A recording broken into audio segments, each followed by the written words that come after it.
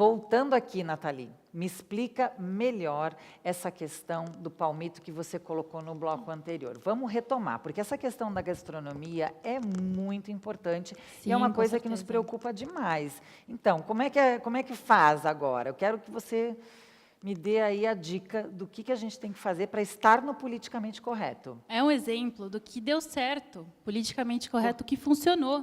Dentro da gastronomia. Isso, porque ao invés de você precisar desmatar para ter o palmito Jussara, você planta, porque o palmito de pupunha, ele é multicaule. Então, ele nasce, e se você deixa, ele vai crescendo. Ele demora 2 anos para você ter a primeira poda. E um mesmo pé, você pode tirar vários pedaços de palmito. Então, é ótimo, porque você pode plantar, e da sua plantação você tem lá um lote só de palmito. Você não precisa desmatar uma área gigante para tirar um pouco de palmito. Porque o primeiro, como você me falou, era da Mata Atlântica. Isso. Né? Então, não tinha Que é o realmente Jussara. como fazer esse replantio. É uma coisa que vai demorar muito mais para você recuperar aquela área. Nossa, esse exemplo de politicamente correto, gente, eu achei super bacana Muito dentro da legal, gastronomia. Eu acho que é um exemplo perfeito. Mas é claro que tem o politicamente incorreto. Né? E aí a gente vai entrar aí, porque agora eu preciso realmente fazer esse paralelo para o nosso telespectador. A gente veio de um exemplo do politicamente correto. Agora, se a gente for falar do foie gras, por exemplo, explica um pouquinho o que é o foie gras para o nosso telespectador, e aí a gente sabe que é assim, ele é um produto que ele é... Refinado, né? Refinado, ele é consumido, ele está num padrão... Sinônimo de luxo. E ele é um sinônimo de luxo, com Ostentação. certeza, de ostentação. A gente também já falou isso, né, num outro programa do Acontecência. E é bacana, por quê? Porque tem que ter esse paralelo, mas ele não é tão politicamente correto. Por quê? Politicamente incorreto. Totalmente, 100%? Incorreto, 100%. O foie gras, você pega, é o fígado do ganso. Ok. Então, eles criam o ganso, e a partir do 17º dia antes do abatimento, antes de matar o ganso, o que eles começam a fazer? 18 vezes por dia, de 3 em 3 horas, eles colocam um cano de 40 centímetros na boca do ganso. E fica lá, entochando comida, entochando. O ganso quase morre de tanto comer. Entendi. Então, ele recebe muito alimento, por quê? Porque ele vai formar o fígado, né? É isso?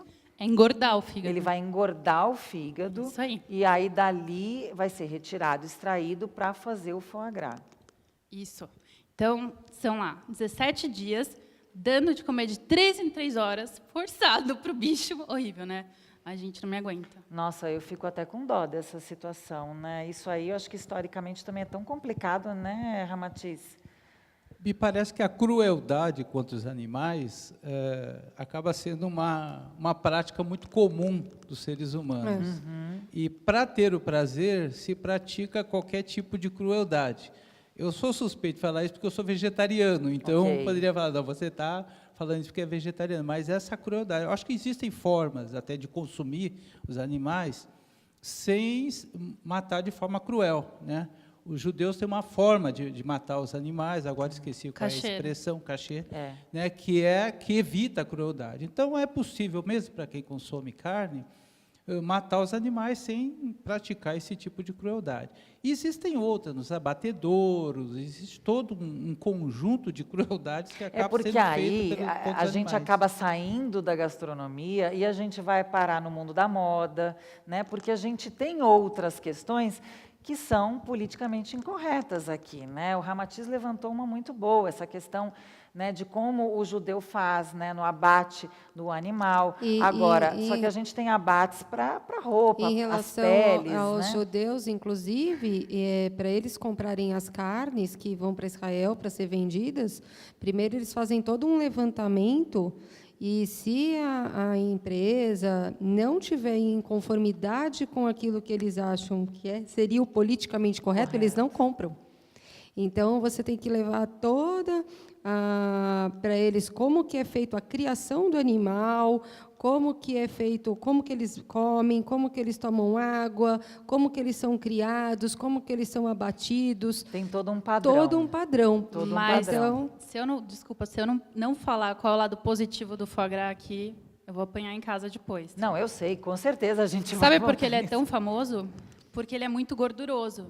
Então, gordura é um negócio que chama o sabor na comida. Na hora que você vai fritar qualquer coisa você no óleo, não deixa a batata mais gostosa quando você frita?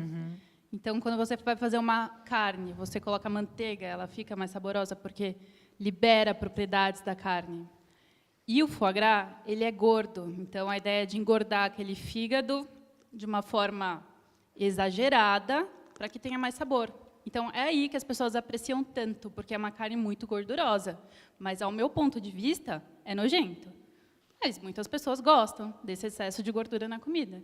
São paladares, né? A gente vai ter também. É como se a gente fosse trazer isso, por exemplo, para a picanha, que também, né, tem aquela capa de gordura ao redor e muita gente também come, né? É mais ou menos um paralelo por aí também. Mas né? você sabia que tem países que é proibido essa forma de alimentar o ganso, né? Por exemplo, nos Estados Unidos, em Israel, em vários lugares na Europa, também eles proíbem que você entoche comida no ganso. Eles até comem o fígado de ganso, mas não essa forma que a gente faz aqui no Brasil ainda. Até na Argentina. Até na Argentina eles não permitem isso, mas aqui a gente ainda faz isso. Nossa, tem muita coisa para a gente mudar, hein? Gente, esse é um alerta, né? Eu acho que a gente precisa conversar um pouquinho. Será que o ser humano ele está ficando chato com esse negócio do politicamente correto? Tá, Dani?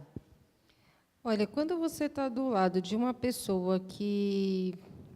É complicado, né? Quando uma pessoa é muito certinha em tudo, ela já é chata, né? A gente já fala, né? Essa pessoa é desagradável, né? Porque tudo ela começa a pôr empecilhos, né?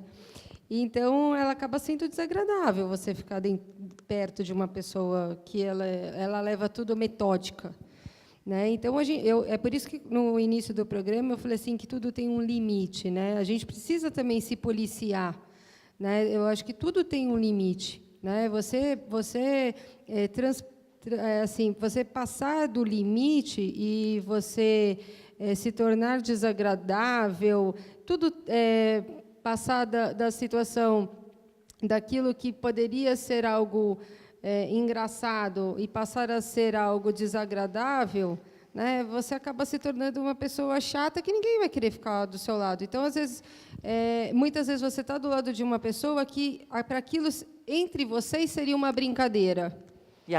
E acaba não sendo mais, porque alguém do lado é tão metódico, né? E acaba pondo... Ai, nossa, mas você aceita esse tipo de brincadeira? Mas isso é um preconceito. Não mas tem isso, senso de humor. Então, não, e aí acaba pondo, né, uma situação que ninguém nem pensou naquilo, mas aquela pessoa que já tem um mau humor, né, natural, né? Porque tem gente automaticamente vai tornar a situação mais pesada. Sim. Então, o que diferencia ser humano de ser politicamente incorreto? Ramatiz, agora o que diferencia o ser humano? O ser humano do politicamente incorreto. Olha, eu concordo muito com a fala da Dani, de que... É porque a Dani já deu uma palhinha aí, tem justamente. aquela questão do chato, né? Tem gente que é chata, é um excesso de retidão no comportamento, e o ser humano não é assim. O ser humano ele tem as suas contradições. E uma coisa que é muito positiva no ser humano é a capacidade de rir de si mesmo, né? Então, às vezes, se eu estou rindo de mim mesmo, eu estou rindo das minhas deficiências, das minhas limitações, ou de uma singularidade que eu tenho que o outro não tem, isso é positivo.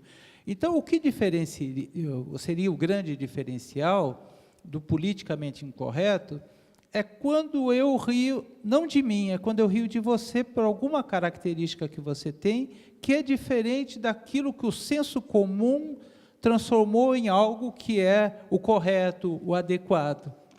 Então, acho que o ser humano, e aí eu concordo com as falas das duas, é a questão do respeito pelo outro, de compreender o outro, de respeitar o diferente.